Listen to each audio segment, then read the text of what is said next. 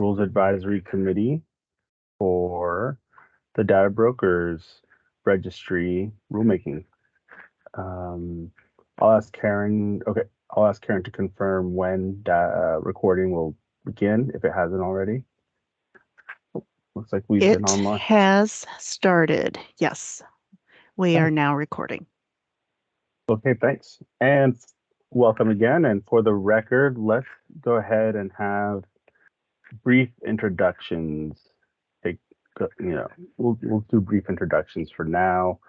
Once again, I'm going to just go through the list on teams to the best of my ability in terms of fairness. And we'll start with Anton.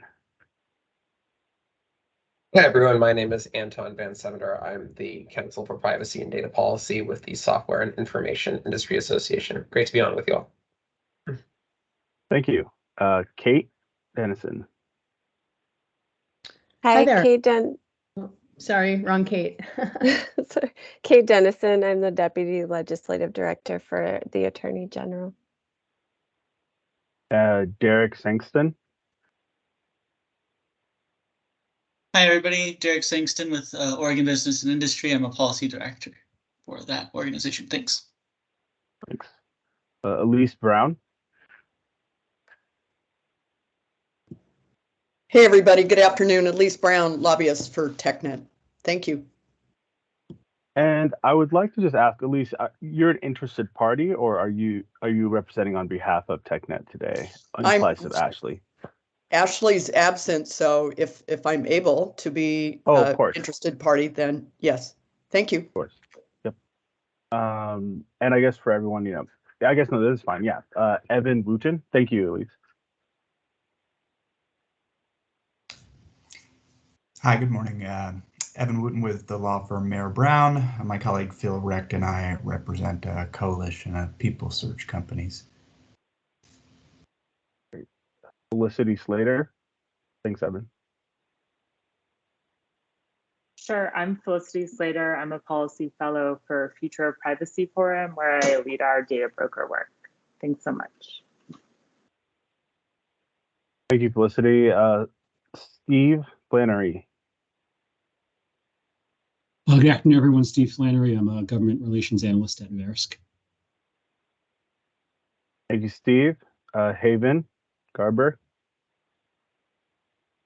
Hello, this is Haven Garber. I'm the non-depository program manager for the Division of Financial Regulation. Thanks, Haven. Shelley. Hi, I'm Shelley Greiner. I'm the budget coordinator for the Division of Financial Regulation. Thanks, Shelley. Jeremy Hancock. Hi, Jeremy Hancock with Experian in our government affairs. Thanks, Jeremy. Hannah Osman.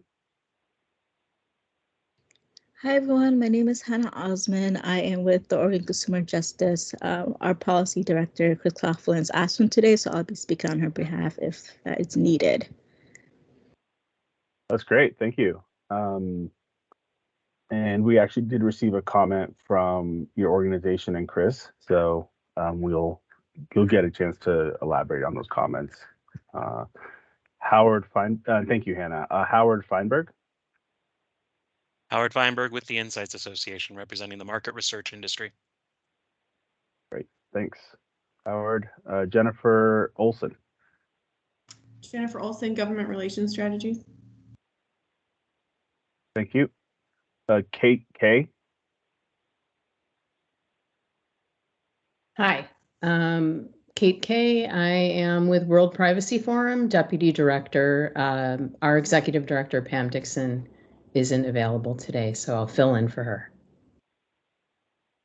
Okay, great. Thanks, Kate. Matt Marquis. Hi, Matt Marquis, contract lobbyist for Consumer Data Industries Association. Great, thanks, Matt. Andrea Meyer. Good afternoon, Andrea Meyer, Director of Government Relations, AARP. And if it's okay, if people can turn off their cameras, that would be great if they're not speaking. That's my ask today. Thanks.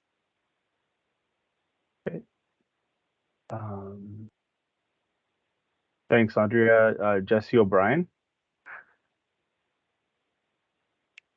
Hi, everyone. I'm Jesse O'Brien. I'm the manager of the policy section with the Division of Financial Regulation. Thanks, Jesse. Peter Brown. Yeah, good afternoon, everyone. Peter Brown here on behalf of TechNet, just listening in today as Ashley Sutton, who's our regular participant, is on a plane at the moment. So we'll just be listening in today. Thank you. Thank you, Peter. And I think, I forget who the colleague is of yours, but we may have someone else already on from TechNet, but just a reminder that I think your organization did submit a comment, so we'll certainly look forward to hearing from your team. Rachel Emery. Hi, everyone. Rachel Wiggins Emery, lobbyist for Technology Association of Oregon. Awesome. Thanks, Rachel. Aaron Sealer. Good afternoon, everybody. Erin Sealer here on behalf of the Red Policy and Research Office, specifically Interested Party from the House Business and Labor Committee. Great. Thanks, Aaron. Anne, Scholar Up. Hi, yeah, this is Ann Scalerup. I'm Government Affairs with Fair Risk. Great. Thanks, Anne. James Vanderzanden. James Vanderzanden, Financial Examiner 2 with the Oregon Division of Financial Regulation. Thanks, James. Karen.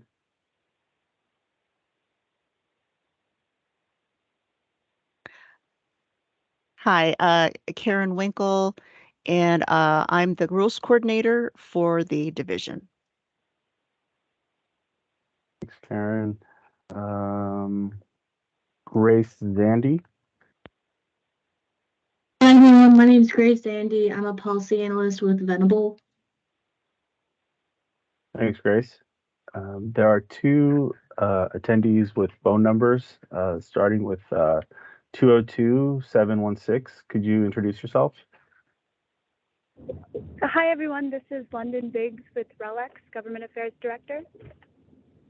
Thanks, London. And number 515-229. Yeah, this is Richard Barn, Executive Director with the Coalition for Sensible Public Records Access, known as CSPRAY. All right. Is there anyone on the call who I didn't name? No. Great. Thanks, everybody. And let's jump right in. First on the agenda is a recap of the comments we received on version 1 of the draft rules. We'd like to take this time for each organization and submission to speak to their comments. If you'd like for me to also make mention of your comments and details, that's fine, but we'd really like to have your organizations share. We received comments from AARP, TechNet, Oregon Consumer Justice, Oregon Department of Justice, and we also received comments from Coalition for Sensible Public Records Access, and let me just get the acronym, Consumer Data Industry Association. So we'll go in order based on first name, submission of first names, and alphabetical. So alphabetically based on first names. I do believe we just had another attendee join. Let me see. Okay, I'll admit him. It's Richard. We'll just have Richard. Oh, more people are joining. So real briefly, Richard, can you introduce yourself? Sorry, this is Richard Varn, Executive Director for the Coalition for Sensible Public Records Access. I just couldn't get in before on the computer. Now I'm on my phone, or I was on my phone, now I'm on the computer. Thank you. Okay, great. Great. And Kirk Hanna recently joined. I'm sorry. Yeah, my name is Kirk Hanna, and we're doing introductions, I'm assuming here. Yeah. Okay. Yes, I work for S&P Global for our mobility division. Okay. Great. Thanks. And we are now just beginning the recap of public comments we received. So we'll go ahead and proceed with AARP and Andrea Meyer. Great. Hi, Andrea Meyer. My comments are submitted. The changes are reflected in page 2 of the draft's 0020 application requirement. So I appreciate you adding specific language. I will have a question about non-compliance later on, but for purposes of this, thank you for providing that detail into the rules.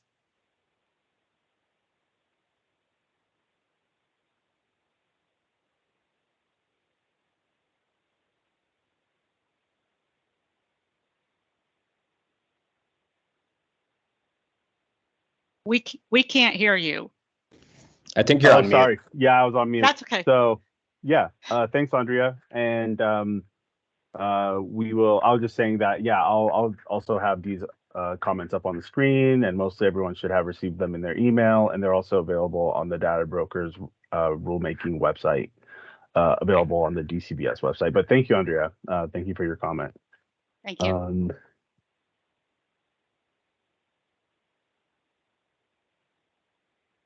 Next is Ashley Sutton with TechNet, but that's right, Ashley's out. So if a representative from TechNet would like to share their comments, that would be great.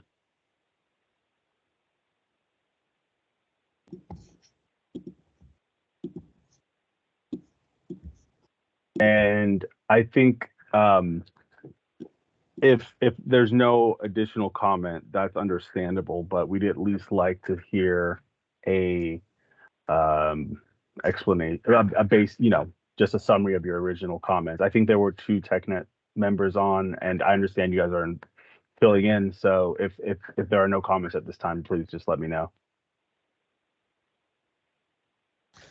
Yeah, I mean, I really don't have anything to add than what's in the summary below on the page. Happy to answer any questions as this conversation unfolds, but our kind of detailed comments are on the website. Okay. Thank you, Peter. We can now go on to Chris Coughlin, Chris is also out. Oregon Consumer Justice. Yeah. Would you like to elaborate? Thank you. Yeah, so Chris Coughlin, our policy director, submitted a comment. Not sure how many people got a chance to read it. But there's really an emphasis of just being more clear on what the definition of data brokerage is, as well as, we have been receiving some comments from our nonprofit partners, just asking for some clarification. So it's really important to be clear who's required to register as a data broker, as it is related within this bill, and who does not need to register. And then our second comment was that we request a simple language in the rules stating how data brokers can meet the requirements to explain how a consumer can opt out, including for which a portion of information and how to do so.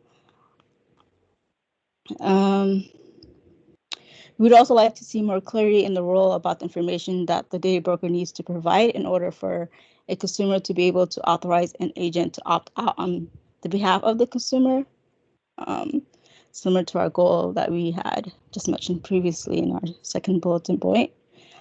In general, we think that Oregon consumers will be better served if there is more clarity in the rule on how information will be accessible to consumers. Previously mentioned in the RAC that it will be possible to search the nationwide multi-state license system by name of each data broker, but consumers may not know the name of a specific data broker. So we would ask that there be an easy way to pull a list of all registered data brokers in the state of Oregon, or some other way for consumers to access this information. And then here's a minor suggestion from our organization to add the word additional before fee, if that's the intent. The sentence would read, the additional fee for late renewal is $15. And then our last comment was that we agreed that the conversation during the RAC meeting on August 28th, that this rule is not an appropriate place to address the data breaches that should fall under the Oregon existing data breach. And so that's just some of the comments I went to pull out to get more attention to. But anybody has access to read this. All right, great. Thank you, Hannah. Yeah, no problem. Any questions or comments for Hannah? I guess. Oh. And if I don't know the answer, I will take it to my policy director, Chris Coughlin, to answer them. Great, thank you. And we can go back to Oregon DOJ. Hey, just say to everybody, I've had a bit of issues web connection. It looks like I'm going on and off mute, and I think our DCBS web server is working. So I will just be aware that I may have some tech issues again. But Kate, go ahead. Hi, yeah, we made a variety of suggestions. I think overall we wanted to align the definitions with those that are used in the legislation, and then also kind of remove some of the terms that were defined, but that the task force that developed this legislation purposefully decided not to define in the bill. We made some suggestions for readability, and then some comments on the rules based on discussions that were had in the task force. I think just for a little bit of context for those who weren't part of the task force, this bill was really intended to be a tool for consumers to use. It's a transparency measure. I think when we developed the bill, we had decided to put our efforts to pass comprehensive consumer privacy legislation on hold during the pandemic. And so we pivoted to this bill. It wasn't intended to create any new substantive requirements for data brokers beyond just the requirement that they obtain or that they file for registration. And then this tool could be used by consumers to exercise their rights that were granted under Senate Bill 619 that just passed in the 2023 legislative session. And so to the extent that the rules imposed additional requirements on data brokers that were not required by House Bill 2052, we recommended scaling those back. And then we also suggested, to the extent that the rules require data breach notification, that that it just referenced the existing requirements under Oregon law. Sorry that I might have spoken too fast. No, if were there any questions for Kate, if you'd like to have anything Kate repeated or shared, but seeing none, thank you so much, Kate. Next, we have Richard Varn, or a representative from the Coalition of Sensible Public Records Access. Are you able to hear me okay on the computer then? Yeah. Yeah. Great. So we had comments very similar to what the Attorney General's office just offered, which was trying to get the rules to better align with the statutory intent and authorization. And I think the new draft reflects quite a bit of that, where you've made some changes in the new draft. One of the areas I'd emphasize we made comments on was what was the reason to start something that you might characterize as an investigation, and where the director needed the power to compel production of documents and whatnot.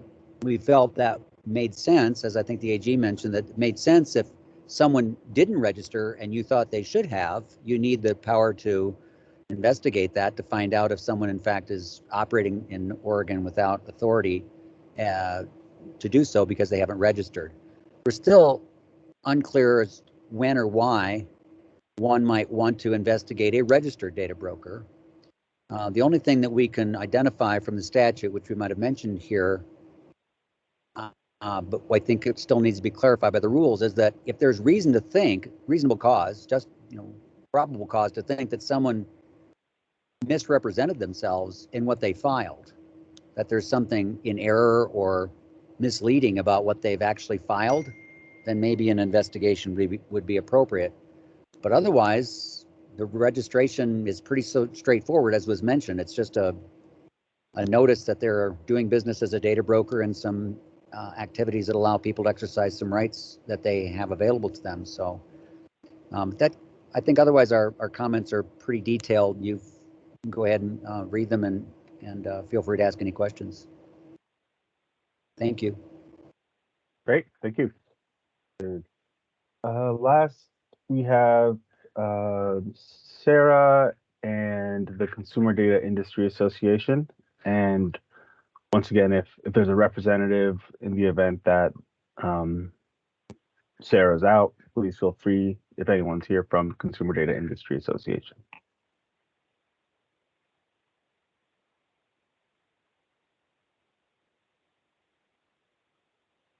Matt, are you able to speak onto the comments?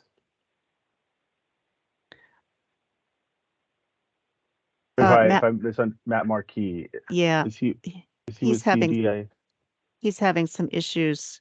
He got kicked out of the meeting. I think it's a bandwidth issue. So I think it's good that everybody stay off camera, except for Teddy, because we are having some on and off issues here with Teams. Okay, good to know. And we'll give Matt the option to comment on their comments. Should he be able to rejoin? So let us begin, which I think is a great segue from Richard's comments. Let's begin with a discussion on the version 2 of the drafts, of the draft rule. I think that we do have we'll screen share and go section by section once again. I think that that's the most fair way to go about this. It'd be easiest to maybe have a poll and just call it a day, but I don't think we can do that. So let's go ahead and get started with the draft rules. And I think a phone numbers, someone with a phone number is looking to join. Is it 202-716? Oh. Yes, I believe that is London. Okay. Hi, everyone. Sorry, I was just able to speak. I was kicked out, but I'm back on. I feel like I'm in a better spot. So my apology. Okay, no problem. We'll go ahead and we're just now getting started with reviewing the version 2 of the rules. So thanks for joining. And we'll go section by section. This is the second version of the rules that the DCBS is proposing. And we do believe we've incorporated a lot of the comments that we've received, almost all of them, I think all of them. We're always appreciative of the inquiry, and we look forward to a robust and transparent discussion. So if that works for everybody, let's talk about definitions. And I think definitions is pretty straightforward. We did remove collect and sell, the definitions for collect and sell, and I did add a subsection here for data broker to elaborate on what data broker does not include. So this is from the statute, and if there are no comments on the definitions, we can move on to the application requirements. This section has been amended to reflect the statute, the requirements based on the statute. And we have a hand raised from Andrea. Please go ahead. Sure, let's see if I can lower my hand at the same time. I'm looking more at the subsection 2, where you were kind enough to add the language about what a data broker shall include in the application form. I want to cover a scenario that I hope won't happen, but I just want to flag it. If a data broker indicates that a consumer can opt out, and in looking at the draft form, it shows a way that they can show the different methods, email, website. But that turns out not to be possible, that they say they can opt out, but when the consumer tries, they cannot do it. I am wondering if that is a deficiency in the application, and maybe some changes in another section below. because clearly that application to be corrected would simply say you cannot opt out. Again, so it's, let's say they provide a web link to how a consumer can opt out. A consumer goes to it and it doesn't work. What does a consumer do? So there may be something in the rules as well as the systems running this that give consumers access to raise that as a problem. Or does the agency review the opt-out links that are provided at the application process? So raising a few questions, and appreciate just the opportunity to kind of go down a rabbit hole a little bit, but trying to think from the perspective of a consumer. And so I guess I would just end with saying, if, you know, below when you get to 030, it says deficiencies in an application, they can cure it. It says if an applicant submits an application, renewal, filing, or amendment which is incomplete in any respect, and I'm wondering if it's also if it's inaccurate. We are referring to the application. Were you referring just now? Sorry, to the rule? I was rule? referring back to the rules and just the one right below the ones that are in red. If you keep scrolling down, that's what the application needs to include. And following right there, 030 is what happens when it's incomplete. And I'm just flagging what if it's inaccurate. And so I don't know if inclusion of that language as well as a process for a consumer. Again, the data broker can cure that by just saying you can't opt out. We don't provide that option. But if they do, I'd like to make sure it actually works for the consumer. Great, thank you. And I'd like to I'd ask that, Haven, do you have a chance to comment on that at this time? Right yeah. on the spot. No, you're fine. So we can look at the information at the time of the licensure. The issue becomes that sometimes web links break or things change and then we're not informed of it. So definitely it could be part of our process. From the consumer standpoint, they would we would have information on our website about them reaching out to the compliance specialist too, who will be running this program, to kind of file, I don't want to say a complaint, but make us aware that something's not working if it stops working after we have registered them. I do like the idea of including not only incomplete, but inaccurate information. And maybe we need to look at including that language in other parts, but you raise a really good point. And that's why we put in here at some point about if anything changes, a material change needs to be updated within 30 days. We would expect that that would include the changes of any web addresses and so forth. So yes, we can check it at the front end. And I do agree that having inaccurate information also would be a barrier to approving a registration. I don't know if that was answers. Yep. Nope, that's perfect. Thank you. I think it both addresses it in the rules as well as the systems you are putting in place so consumers have places to go. Thank you. Welcome. Great, thanks. Felicity, I see your comment here. I do think that maybe Richard's hand is raised in response here to this discussion. So, Richard? Yeah, I just have a question about this question about accuracy. As a general rule, when someone submits a document for a registration like this, do you have an attestation of truthfulness and accuracy that you would require normally when someone submits this? Very much the same way you do when you submit anything to most government agencies. You say the information I'm submitting is truthful to the best of my knowledge, etc. Is that something you do as a standard or as a normal process? Because that would cover the issue of making sure that when people are submitting this, that in fact they're attestating that they are in fact the information is accurate, which then later would give you reason if it's wrong to be concerned. I checked it. Yeah, absolutely. This is Haven again. On the application, the paper application that Teddy shared, just as a demonstration purpose, because there won't be a paper application on that on this program, but it does have an attestation, and that will be similarly reflected on the eGov website where companies will register, that they will have to register and check the box saying that they believe that the information is to the best of their knowledge. I really don't see it being a problem as much on the initial registration.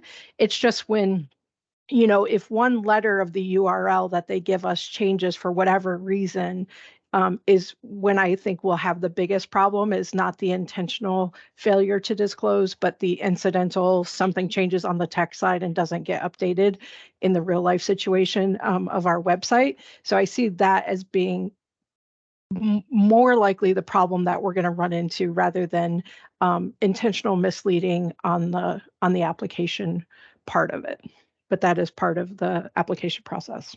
Great, thank you. I agree. Some way of automatically checking those links is built into a lot of services. You could look into that and then just notify people. I'm sure they'd be glad to fix them. That's a very good point and something we can definitely discuss. Great. Thank you, Richard. And also, we have a comment from Felicity. And Felicity's comment is that the definition of data broker, just to ensure that the only part of the definition of data brokers is included in the draft data broker application form. I can speak to my comment. Oh, sure. I'm sorry if this is not the appropriate time. I have to leave a little early, so I just wanted to flag it because we were touching on definitions. So I think several people mentioned that it's very important to be clear who is covered by the definition of data broker. And I just wanted to flag that on the sample form that you guys sent around with the materials, the data broker application form, it only includes the first half of the definition. So it doesn't include the section of the definition that says XYZ entities are not data brokers. And I think that could possibly be confusing. At some point, I think it would be helpful to always include the full definition of data broker, even though it's long. Great. Go ahead, Haven.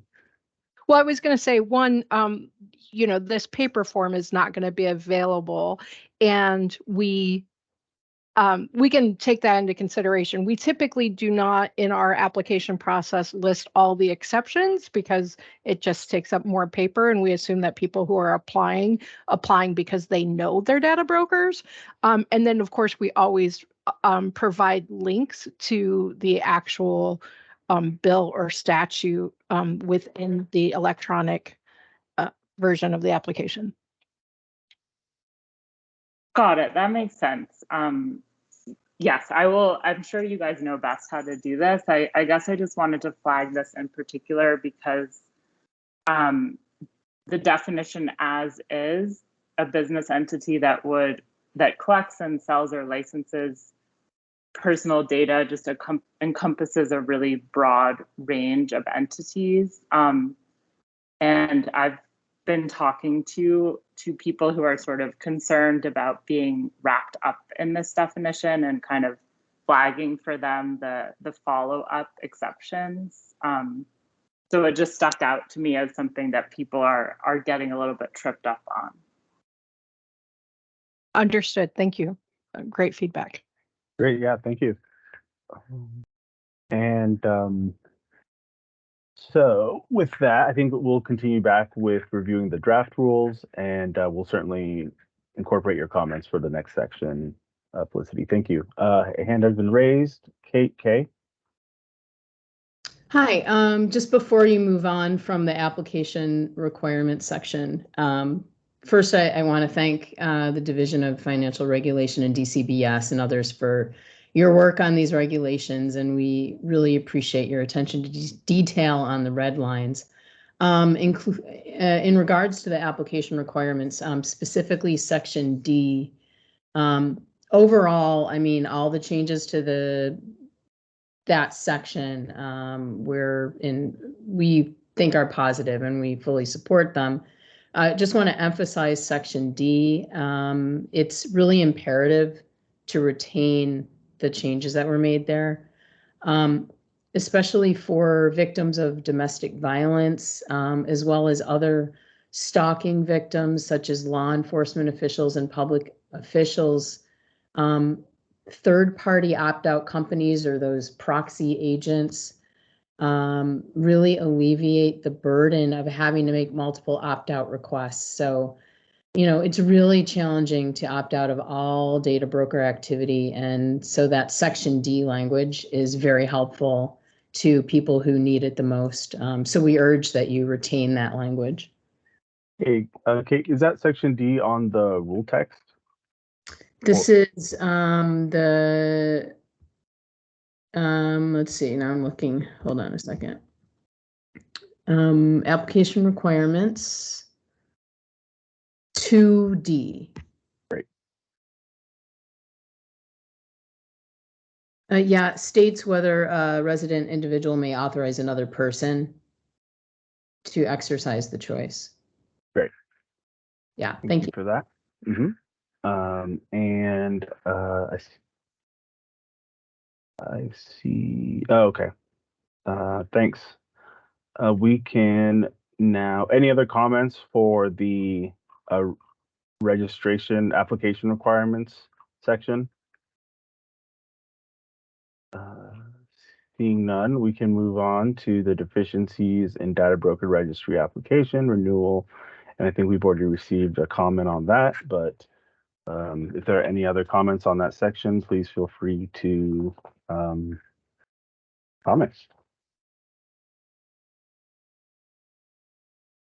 And not hearing any, let's move on to the renewal of the data broker registration. Any comments here?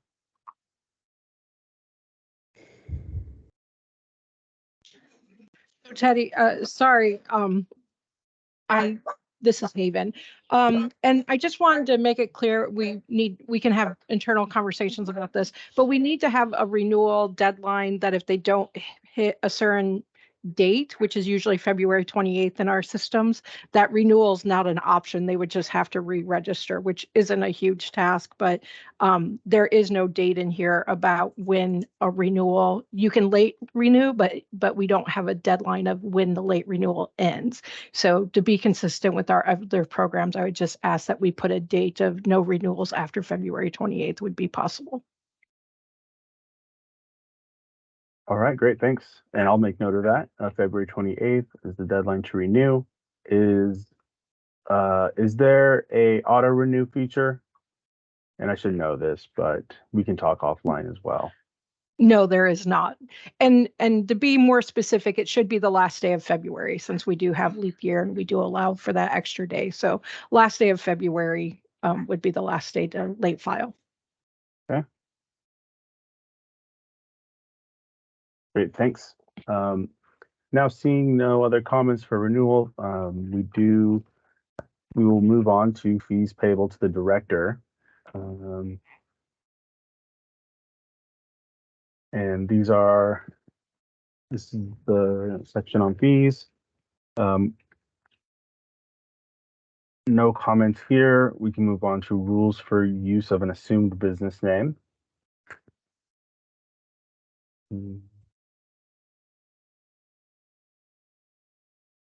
You can move on to disclosure of significant developments. Oh, Kate, K.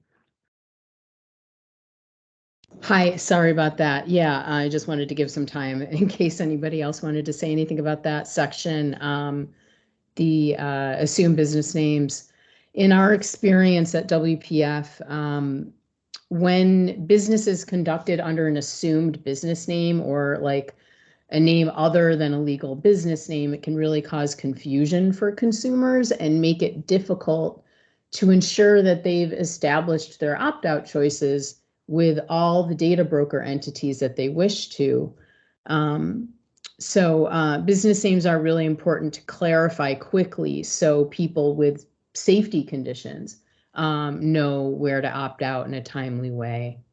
In general, you know, we support the changes that were made to the text regarding the assumed business names. Great. Thank you, Kate. Thanks. And we can move on to disclosure of significant developments. Hearing no other comments at this time for any of the prior sections, besides the ones we've already heard. There were some changes here, and we'll give people a second to review these changes in red. This is the entirety of the section here. And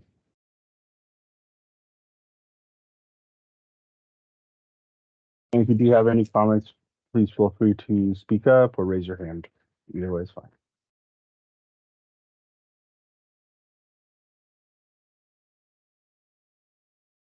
You know, Teddy, this is Haven. I'm wondering if we shouldn't just, based on the earlier comments on assumed business names on 2C, if we just change that, any changes to assumed business names, and then regardless of whether or not they should be registered with the Secretary of State, right? But just a thought there. Are you saying this for the initial application requirement section 2C?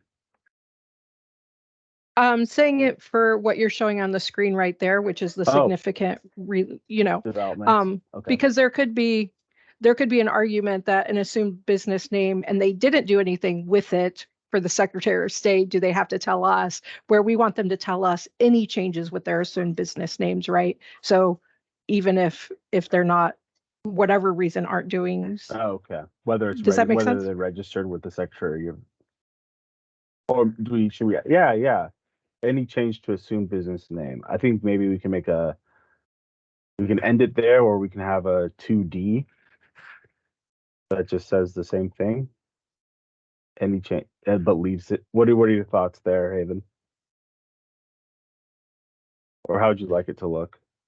Yeah, we could do any changes to assumed business name, and then D could be any changes to the Secretary of State registration, and then that we're covering both bases. Just a thought.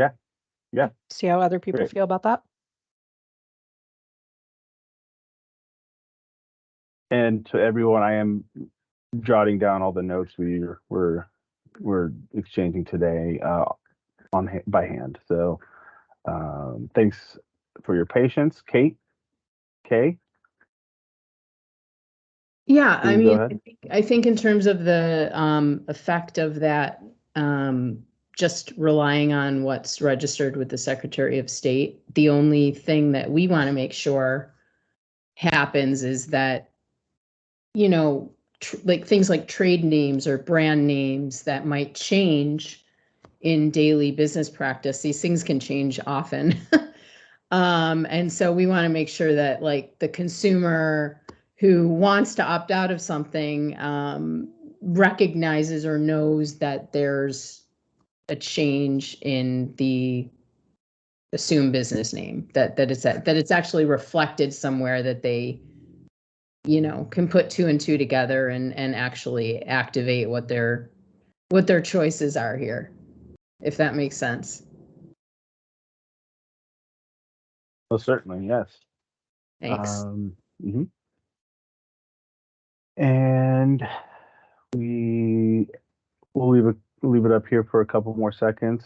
The disclosure of significant developments.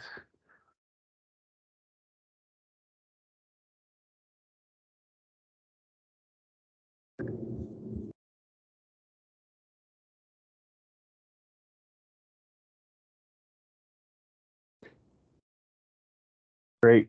We can go on to the data broker duty to protect personal information.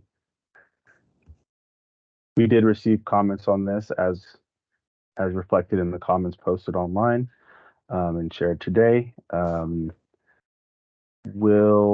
there any comments right now for section 0080?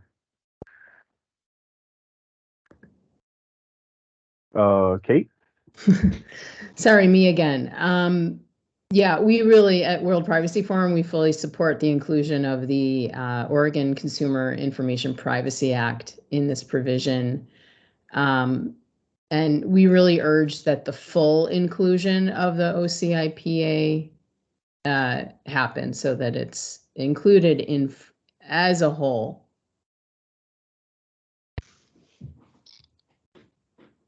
Okay.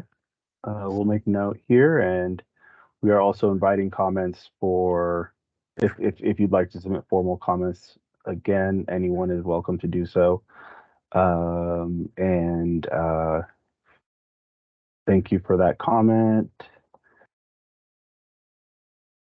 Any other comments regarding section 0080, data brokers' duty to protect personal information?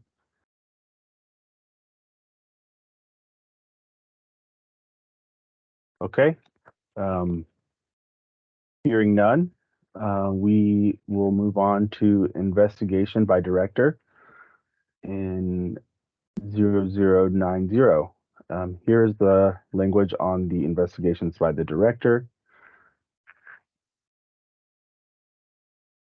All right. Kate's hand was up first. Kate. And my hand is now up. Okay. Go ahead, Kate. Oh, hi. So that's me. Yeah, another thing that we strongly support here, the right of the state of Oregon to investigate for violations, any business that's required to be registered under the statute. We strongly urge that all of the provisions in 1, 2, 3, and 4 in this section are included without changes. Okay. I just want to clarify, I think that this statute, this rule here would give the director of DCBS the authority to investigate a business. I'm not sure that, well, the investigation component under the Oregon Privacy Act would be administered, I believe, by DCBS, but it also may be DOJ. Go ahead, Haven. No, that's fair. Clarify? Haven, Haven, were you gonna say something, or maybe I heard someone else? No, yeah, that was not me. I don't have a comment on that part. Okay. Richard, go ahead. So this was the section I made a comment on earlier, and just want to get some clarification on this part. So I'm assuming that the director has to have some probable cause or some reason to instigate an investigation. That's my first question. Is that a fair assumption? And then the second question I have is that what I'm understanding is if you're looking at a business that is already registered, the only reason you're looking at them for an investigative purpose is you have reason to think that something they submitted in their registration was wrong, fraudulent, misleading, something. All right, so could you address those two issues? Well, this is Haven. Go ahead. I was just going to say that I think that this rule includes the duty to protect personal information. So there's more than just a duty to register accurately on behalf of the data brokers. So in the event that that's one example where if it's found, if we determine that no reasonable efforts have been made, then to protect and secure information, then the director should have a duty to disclose or to investigate. And I would actually like to make a comment here that I think one here where the statutes, where the rule sections are listed 0040, 0050, 0060, 0070, I believe that 0080 should be included. So that probably runs contrary to your comment, Richard, but those are my thoughts and my understanding. I'd like, Haven, would you like to go ahead? If I could, yeah, but if I could reserve a chance to respond to that, please go ahead. Of course, but Haven, yeah, go ahead, Haven. Yeah, just to add on to what Teddy says, the way the investigations typically get started is by consumer complaints. So if we have a consumer who's complaining about a company that doesn't seem to be registered and should be, then typically we would reach out to the company and ask for, if they're not registered, why aren't they registered, and what exemption are you falling under that would require you not to be registered? And then there will be, based on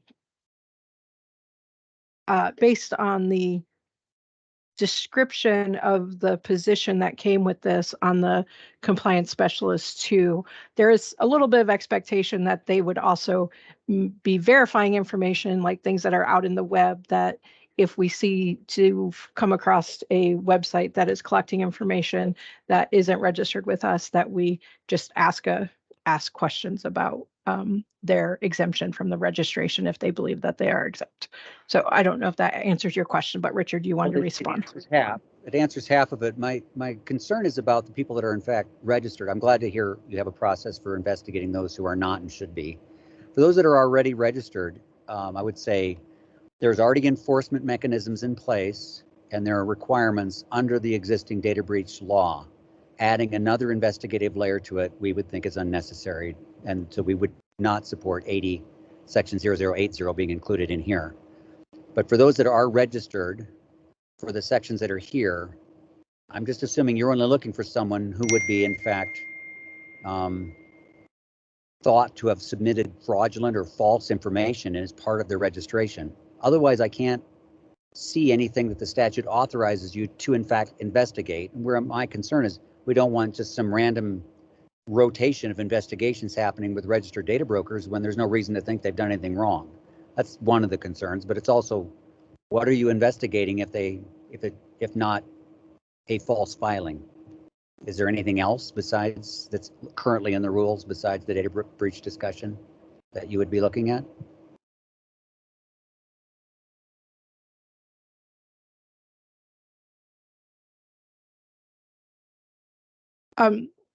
I can answer, and if Teddy disagrees, he can respond to with his information. I agree that the main thing we're looking for registered is people who falsify an application or provide inaccurate information on the application process. We will not be doing like examinations. That's why we took out the word examination, and that we changed a lot of the language to registered or required to be registered, and just made it required to be registered. So I don't know if that answers your question, but there won't be like an exam. You know, if there's information based on 0080 that there's an issue with the ability for an agency to keep information compliant with that act, then there would be investigations on that. But it wouldn't be that we were just going out looking for registrants not doing something they should be doing. So does that answer your question? Yes, it does. Thank you very much. And I would just ask if can submit written comments after we read this more carefully. When will those be due? The date we currently have set up is, I think it's set for October 3rd. I am sure that we can discuss further and set up a new date if that doesn't work, but I do believe October 3rd is the date we've selected for comments.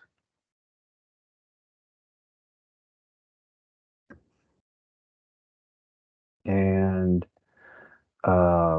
now I guess we can move to termination or suspension of a data broker registration. And we do welcome any and all written comments in addition, if anyone would like to submit them, similar to the last process. So termination or suspension of data broker registration.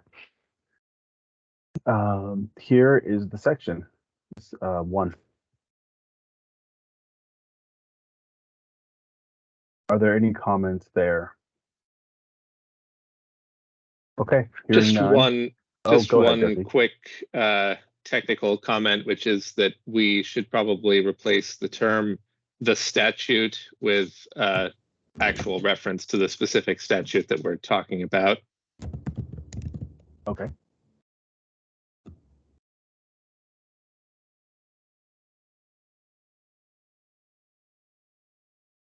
Great, thanks, Jesse. Are there any other comments? Hearing none, we can move on to civil penalties for failing to register as a data broker.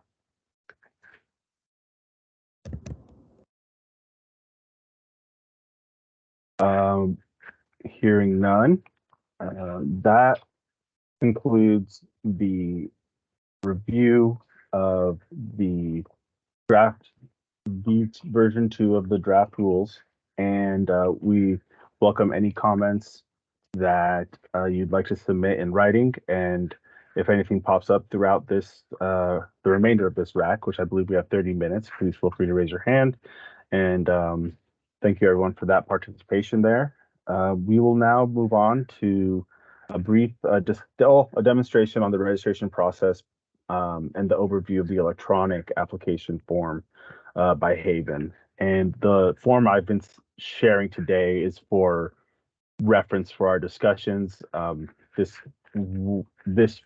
form for registration will be entirely electronic. So just wanted to confirm that everyone's aware of that. Thank you. And Haven, the floor is yours. Thank you. And unfortunately, I do not have the ability to show you the application process because this will be our first fully electronic application process through our Milo system. But I do want to show the verification, and I'm going to share my screen here for a second. So the thing I can show you is this is basically the consumer-facing verification website that will be available to consumers who want to see how they are going to opt out of these registrations. So, and this will be directions and a step-by-step guide will be on our website when this launches, and they can always call our division as well. So there's this search for contract and business license. You would basically, in the drop-down, building codes also uses the system, so you'll see a series of license types in here. But one of them, here we go, DFR pawnbrokers. So in addition to everything that we have listed here, sorry about that. There would be an additional one that says DFR data brokers. So for purposes of demonstration, I'm going to just look for pawnbrokers, DFR pawnbroker. There's a company here in Salem called All That Glitters.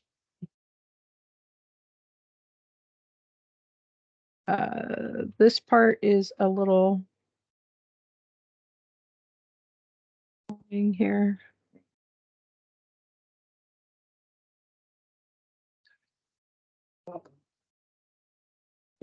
And then you just click search. And this will list all of the locations for that particular company. When you click on it, it will provide the details of the information, including how long they've been licensed, what their status is, their expected expiration date, if not renewed.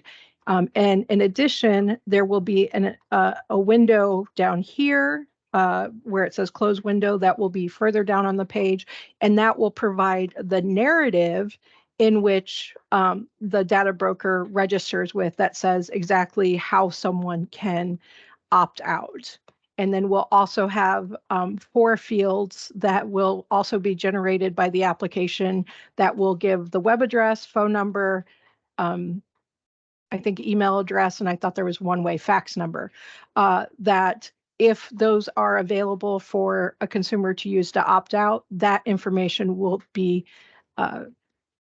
published on this page as well. So consumers should be able to find the information fairly easily.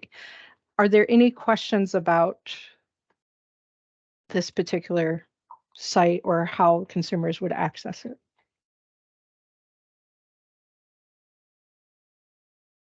There's a question, Andrea?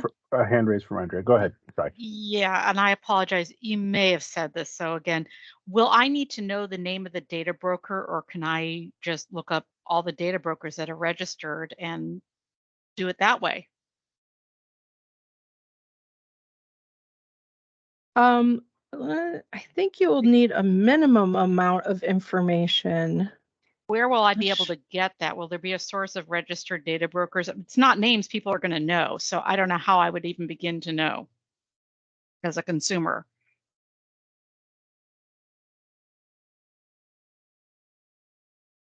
I am double checking because honestly, I don't remember. But looking on similar to what California has, well, I guess you can look up their entire all of their registrants. Let me double check. We should be able to put in a wild card, basically, that pulls all the information. I don't want to tell you that it works. And I'm glad you're having as much fun doing the cars and the bicycles as probably the rest of us do. Yeah, it just seems somewhere that needs to either be clear that you can look up by name, or if you want to locate all of them, here's what you do so you can identify. I mean, I don't know how anyone goes through all the data brokers and does that, but if someone wants to, they should be able to. yep, and you can. All they would do, and I'll put this in the instructions to the consumer, is instead of putting a letter or a name in the asterisk in the doing business as, you just put an asterisk, and then it'll search for all of them. And then they can even download it and then have all that information. Well, my follow-up question would be, I as a consumer would only be interested in those that would let me opt out. So to the degree that there's a way to run a list that provides those with whom I can opt out and then go in and take action, that would be very helpful delineation in the system. Okay, I will have to talk to our software provider because this is not an internal website to us. This is provided by our vendor, but I can definitely see if we can add that as an option. Great. I'll add in my comments, and I just appreciate any attention from which a consumer would be approaching this is really appreciated. Of course.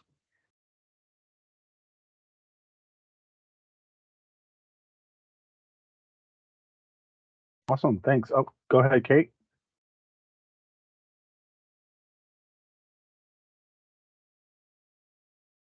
Kate, your hand is raised. I think you're on mute. So sorry, I was on mute.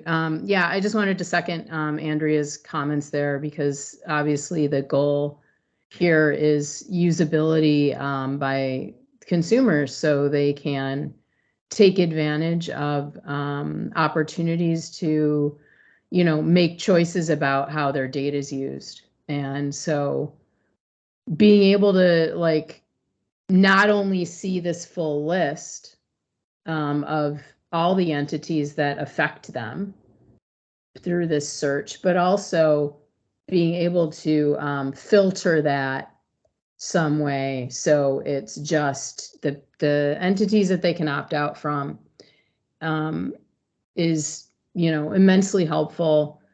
And then on top of that, obviously having a way to easily link to, I think that this is addressed in the form, but just to reiterate that what's in there, like people should be able to link from this search result directly to where they can actually enable and opt out. If what they're using to opt out is a web address, that shouldn't be a problem. The links should be live. Right. But again, we'll address that with our systems administration and make sure that that's possible. Great. Systems automation. Thank you.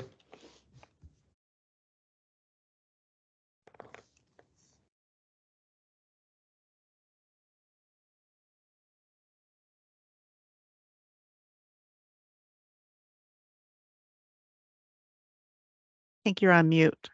Oh, even I'm on mute. Sorry. Comment from Kate Dennison, DOJ. Yeah, this kind of goes along with this consumer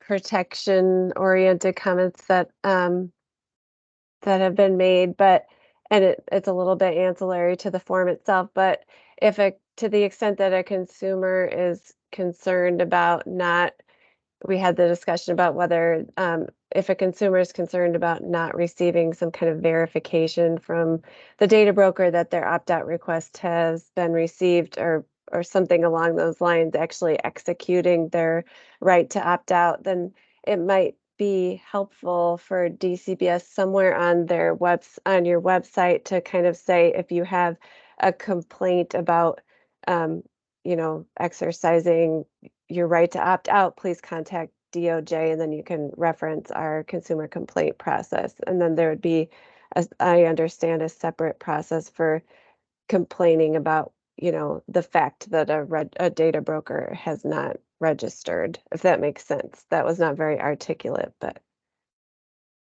that was my thought. And Andrea can weigh in because I think she was thinking of it. Is that okay if I add on and agree? And I think the situation is, if a data broker tells me that I can opt out and I go to the system and I have the link work, I have no verification that I've actually successfully done it. It's just where they can go back to the agency to say, this doesn't seem to be either working the way it should, or I'm not getting the verification that to know that I've actually accomplished it with this broker. Yeah, that information will be provided on our website. And I actually assume that any issues consumers have with data brokers would come into DFR through our compliance specialists to investigate. And that's why on the application process, we actually ask for additional information as far as actual contact people, is that if we do have consumer complaints, we're not using a generic 800 number that everyone has access to. We're expecting people are providing us with, I'm going to call, your compliance officer, or I'm calling, someone that we're actually physically talking to someone and not being routed into an 800 number situation where we can't get any more information than the public can. We're hoping to have some actual people, that names and titles and phone numbers of direct lines, so we can follow up on those things and make sure that we are getting the information needed by consumers during this process. So we will have have that ability and that information on our website as it gets developed.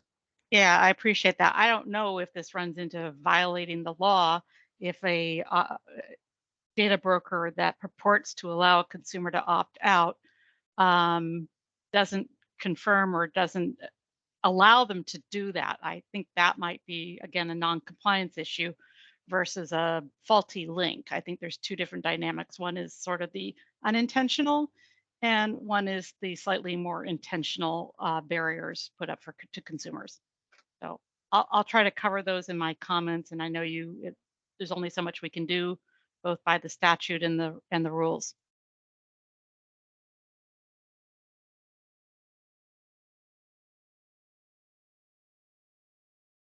Okay, great. Kevin, did you want to respond to that, or are there any other comments on the discussion of registration for the form? No, I agree that is one of the difficult things with this statute is, the requirement of not setting up those barriers. And so just, we will do the best we can and get things set up as we are able to do so. And even if it's not a strict violation of the statute or the rules that we set up, our DFR is here to help consumers, and that's what we do. And so if it means reaching out to these companies and making sure that they're verifying this information and allowing people to opt out, then that's definitely what we will do. Outstanding. Thank you, Haven. And thank you, everybody, for your comments on the registration process and the overview of what will be the electronic application form and the platform for which consumers can review the opt-out status. That's great. And I think this may actually also speak to why we believe that there could and should very well be a need for the director's ability to investigate in the event that a data broker is not in line with the opt-out provisions in the statute. Let's now move on to the discussion of the statement of need and fiscal impact. That's a form that that's a completed set of information we collect for the purposes of ensuring and reviewing essentially how the rule may impact various constituents and, well, excuse me, not constituents, but various consumers. And so I'll go ahead and share my screen, and here we will see that this is a form which clarifies, which does get filed with the state, I believe. And Karen, can you speak briefly on the SNFI? We call it the SNFI.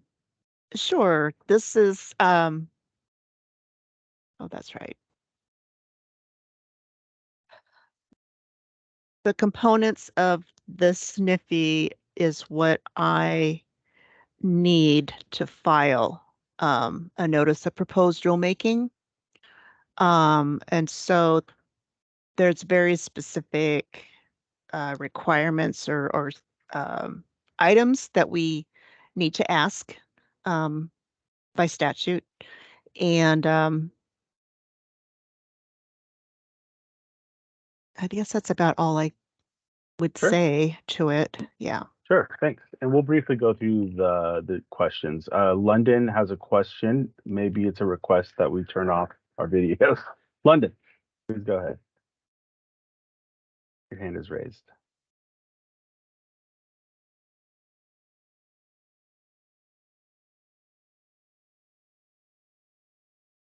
London, you're on mute as well. Please let me know if, well, okay, we'll come back to London. And let's proceed with, is that Jesse? Go ahead, Jesse. Yes, so I just wanted to make a couple of other preparatory comments about the SNFI. The purpose of this document is to, as you would expect, explain the need and the impact of a proposed rule. And there are a couple of components of this that are particularly important for getting feedback from the RAC, which we'll talk about in a second. But one thing I wanted to say up front that can sometimes be a little bit confusing is that we are looking specifically at the impact of the rule as opposed to the impact of the underlying statute. So, there's certainly a variety of impacts that having a data broker registration program versus not having a data broker registration program would have, but those have largely been accomplished by the statute. So what we're looking to identify with this document and get feedback on is what are the impacts of the specific rule that we're proposing here. Great, Jesse, thank you for framing the discussion and framing the narrow aim of this discussion we'll have just now.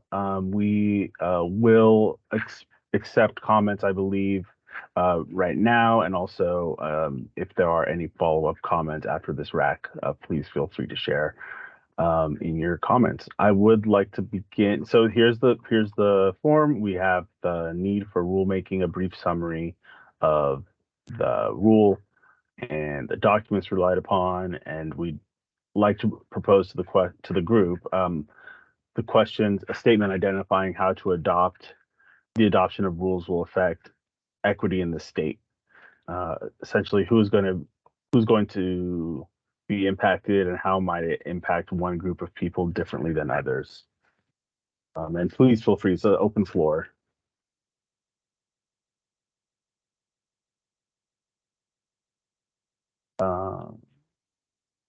And I can start by saying that we'd hope for equity across the board in terms of how consumers are protected from data brokers, but I do think that we will hope to see that, I think it'll maybe come up later, but the point made earlier about children and possibly victims of domestic violence, for instance, may benefit more, but I suppose the rules won't necessarily alter in any way their access to the information and their abilities to opt out. But I pose that simply for discussion purposes, and We can move on to the next segment, but is there anything anyone would like to add about who's going to be impacted and how might that impact one group differently than others?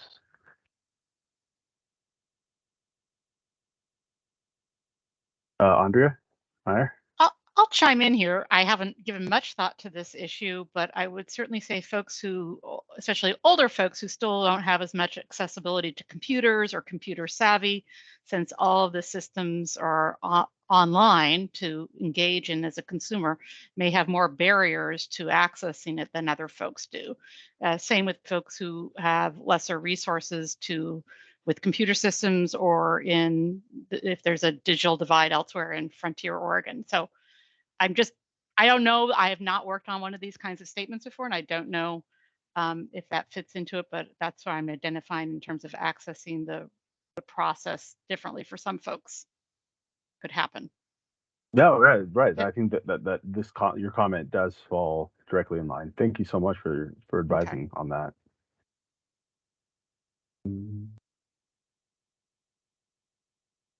And we can now go on to the fiscal and economic impact. Well, London, go ahead, London.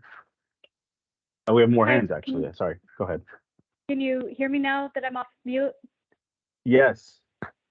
Okay, great. I'm sorry. I forgot that I had dialed in also doing the audio on my phone and then the computer. So sorry, not getting that together. But I just wanted to raise potentially just on the statement of need and the narrative for the opening comment, which I assume would be for, like a hearing document or something. When DOJ provided some comments earlier about the working group, they mentioned that the legislation, part of it had been, to increase transparency, that the registration would allow consumers greater transparency regarding data brokers that are registered in the state and also how to execute their rights under the omnibus privacy bill that just passed. So I just maybe ask that the way that it's written now, it seems like it's really focusing on harms of data brokers and, being a company that does provide services that we feel assist consumers greatly, like cybersecurity, anti-money laundering. We would like, to just take a closer look at this and see if there can be rephrasing or perhaps say potential harms or something. So just want to raise that here. Right, great. So if I'm understanding, you're emphasizing that this section should emphasize the need for this rule based on the need for transparency rather than the harms. And is that right? I just feel like the way that it's written right now, it's just focusing that, the registration is needed because these businesses are causing harms, and without them, without a registration, they will continue to harm vulnerable Oregonians, where we, don't feel like that's the result of the stakeholder process that we had. We felt that it was, this is just a registration so that consumers in Oregon can have greater transparency about all the companies that are classified as data brokers, and they'll know which ones are, using Oregonians' data. And then those other rights that they have related to the substantive privacy law that was also passed. So just wanted you guys to consider that. Great. Yeah. Thank you. Thank you, London. And we'll go on to Kate. Dennis. Yeah, I just had a quick question. I don't think it's actually the rules themselves but going back to equity, what languages will the actual registry search function be available in? Oh, that's a great question.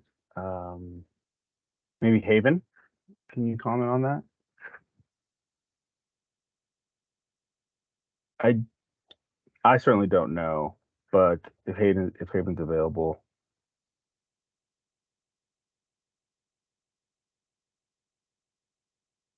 I don't see her on.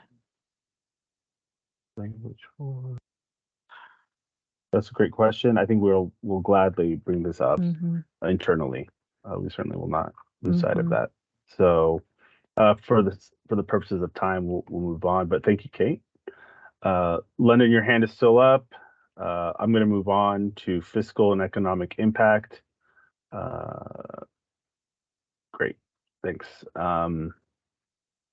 So fiscal and economic impact, based on information available to DCBS, briefly, we want to bring this up. We want to pose this question for the RAC as well. So based on information available, briefly discuss the cost of compliance for business generally. State whether there are compliance costs for small businesses, independently owned and operated with fewer than 50 employees. I'll start by saying that, oh, go ahead, Jesse.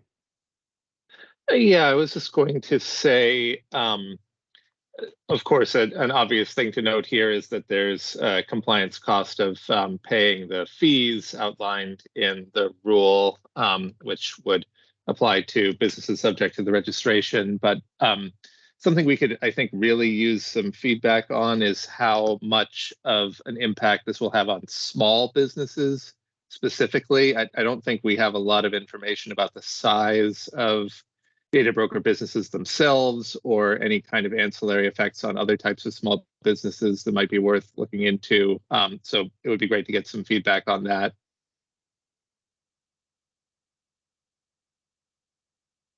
Yeah, I think that would be great.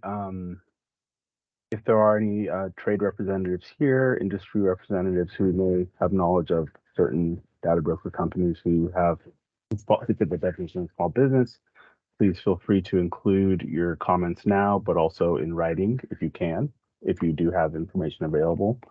Seeing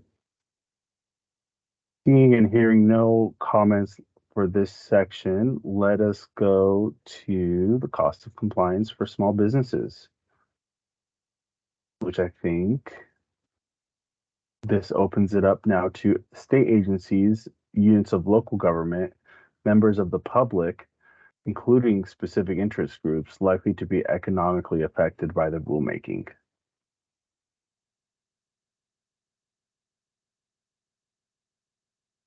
Go ahead, Kate Dennison. Hi, in terms of the impact on our agency, I think we would probably, there would be some work generated by this bill, but I can't envision that there would be enough of a fiscal for us to actually, to be a burden. But there would be some impact on our work. Okay.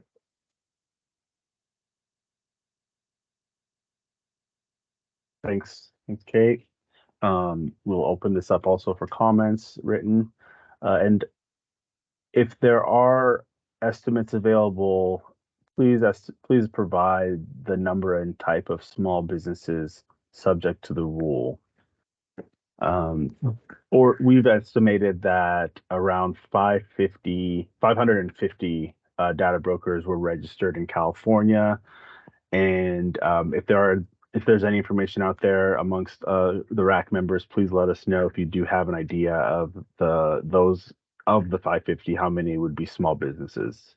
And generally in the industry, if you're aware, please feel free to provide, in fact, if you do have that information available, either now or in written comments. So thank you. Describe the expected reporting, record keeping, and administrative activities and the cost to comply with these rules. We